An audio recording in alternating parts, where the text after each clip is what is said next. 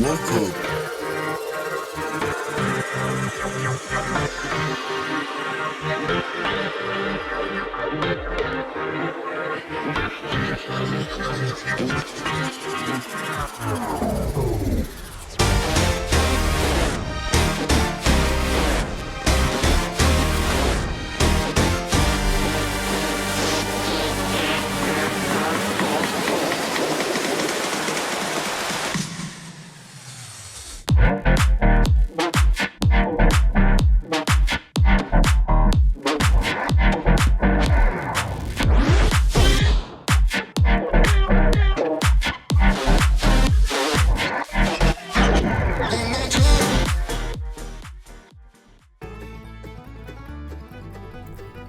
Welcome to the Everything Podcast. I am your host, Chuck Manity.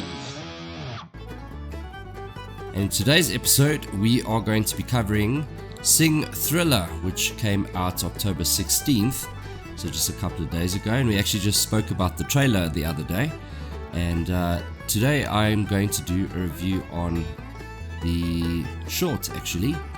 So, just a little bit about it. So, Sing Thriller is a short film that was released on Netflix, like I said, on October 16, 2024, and it's inspired by Michael Jackson's Thriller. The short focuses on Buster Moon and his crew as they are invited by Clay Calloway for a Halloween party, where they soon discover a mysterious ooze has transformed Clay and his guests into dancing zombies. The cast for Sing Thriller is as follows. So it is Matthew McConaughey, and he's playing Buster Moon.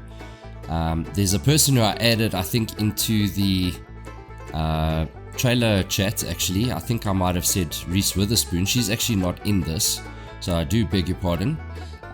Then there is Scarlett Johansson as Ash. Then there's Taron Egerton. He's playing Johnny. And then Tori Kelly, she's actually playing Mina. And last but not least, there's Nick Kroll, who's done quite a bit of different voiceovers. You must actually go check out some of the stuff he's done, and the voices that he does on YouTube. It's a lot of fun to see all the voices that he does for all the different characters and how he got to those. It's quite a lot of fun. So yeah, Nick Kroll is playing Gunther. So yeah, that is basically that. So without any further ado, let's get into the review. So because this is a conjoined, basically under two production houses, so it's Netflix and Universal together, as well as Illumination. But the Illumination production, what do you call it, like sort of like a production card logo thingy or whatever, is really funny because you see the four minions and they kind of singing in like a group with the harmony. So it starts off with the 1, 2nd, 3rd one, and by the time it gets to the 4th one, he actually couldn't give a hoot. He's just busy drinking his juice. The first scene that you get, you see these lit up little type squid type things, and they light up the sort of front part of a theater, and you see everyone going into GMO, the musical. So you see a whole bunch of different animals going to watch a theater show, basically.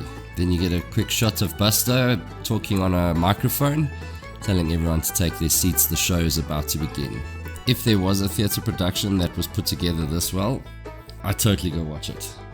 So you hear some music starting, and there's a little red car riding through a forest, but then as the car goes further into the forest, it gets a lot more creepy, and you get a shot sort of coming from the back of the theater, so you see all the people watching, and well, animals in this case. You see all of them watching this little red car as it's making its way into the deep dark forest. So from this tiny little red car, after it gets stuck, Mina actually comes out of the car, and she's totally oversized for this car. I don't know how she fit in there in the first place, but yeah, Mina climbs out the car and says, "Oh, she can't believe this. She's got stuck and all this is happening." So some purple fog comes into the shot, and then you can't see Mina or the car, but as soon as the fog disappears, you see that Mina is by herself and her car's gone. So these little pumpkin heads pop out from the ground, and they got like a lit up face, basically like a Halloween pumpkin. That's the type of look that they got, except their eyes and mouth are shining green. And they start singing Thriller, and then Mina's kind of looking on in horror as these things pop out from the ground. As I say, if this was able to be done properly in a theatre show, it would actually be pretty cool. Yeah, the crowd's really enthralled by this. So as the song sort of starts kicking in, like I said, this is based on Michael Jackson's Thriller. Really cool song in my opinion. The video for it was really cool as well. I quite enjoyed Michael Jackson's video on this specifically because it was before its time. I think people from then, when the song first came out, when they saw the video, it was obviously like, whoa, that's super creepy and like a horror sort of look, you know. So this is based on that. I don't want to make it more long-winded than it should be, but then you see them basically singing the song on stage, the little pumpkin head people, just so by the way. So it's obviously quite hard to tell you about a musical, but you get introduced to Gunther. He's dressed in like a carrot outfit, I guess, with different attachments onto it, so it looks like a sort of scary carrot. After seeing Gunther, you are then introduced to Ash, who is the porcupine, and that's actually played by Scarlett Johansson, by the way. And I believe it's her singing. I mean, they don't have any doubles in this that are singing, so it's yeah, she's very talented apparently. Yeah, good actor, good singer, so yeah, pretty cool. So yeah, it's the three of them on the stage now. So Mina is then locked up in a contraption, and then it goes up the stairs, and then you are then introduced to Johnny singing on the stage. He's busy playing a piano with a bunch of creepy looking like turnips, or I don't know, some sort of vegetable stuff that's been carved into these pumpkins. So it's not the pumpkins, but the same faces on a different type of vegetable. So to end the show, there's a big thing that comes slamming down like a curtain call kind of thing, and that as it goes down, it's got like a creepy house in the front. You know, the song ends, everyone enjoyed it, it's clapping, screaming, everyone's had a good time. So all of them are backstage and they are, you know, reveling in the show going well, and then they speak about a post-party show that they tell Buster Moon about, and then they say that they must go. And Johnny says that they don't have to take a bus, they can go in his car. So as Buster's busy closing up, everyone's left already, he's by himself. And as he switches off the lights, he sees a news report about a mysterious goo that's making people go wonky. And as he's watching it and freaked out by what he's seeing, he gets hit on the head by one of the pumpkin props. You think he'd be knocked out at this point, but what they show you is that after he gets hit to the pumpkin, he goes down to the floor, but then he gets up immediately and makes his way to Johnny and them, and they then leave for the party. So it's almost a similar look to the theatre play, in the sense of going into a forest and all that kind of thing. So there's police officers that stop them from going into this goo, so they actually land up at the place where Buster saw on the news report. So as Johnny makes a U-turn and goes the other direction on the road, the officer gets some of this goo on his boots, and then his eyes go all weird. So it's like a sort of colourful circular shape with a whole bunch of different colours in it. And now he's I guess a zombie of some sort. So they get to the house where the party is, and it's definitely decorated to the max as far as the Halloween theme, and it has a very sort of welcoming but also creepy feel to it. Like you can tell there's something like not right, which they don't notice, but you know, as a viewer you're like, okay, this is kind of weird. Yeah, what they do notice is that I mean, this party is set up to the max, and there's not really anyone around. So Ash rings the doorbell saying, "Clay, we're here," and there's nothing really going on. So what looked like a fun party, the music, everything dies. All the candles are blown out, all the electricity goes off, and it's just basically lit by the moonlight. So Ash peeks through the mailbox into the house, saying, "Clay, haha, very funny, joke's over," kind of thing. And then you see these eyes open, and it's the same color. Everyone that's changed into a zombie or affected by this goo all has the same look in their eyes, which you'll see on the screen every now and again. Ash and the gang obviously getting a bit of a fright here.